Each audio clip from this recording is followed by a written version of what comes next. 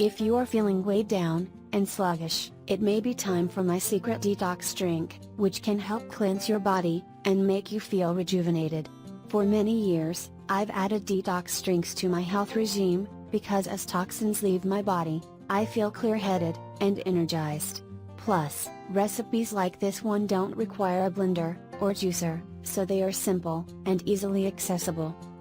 Today's video will discuss Secret Detox Drink Recipe, a natural detox drink. My Secret Detox Drink contains some of the best ingredients for detoxification.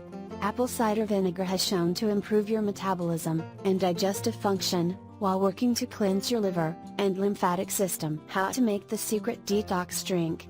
Ingredients: 16 ounces of warm or hot water, 2 tablespoons apple cider vinegar, 2 tablespoons lemon juice, half teaspoon ground ginger, 1/4 teaspoon cinnamon, 1 dash cayenne pepper, 1 teaspoon raw, local honey, optional. Instructions: warm the water.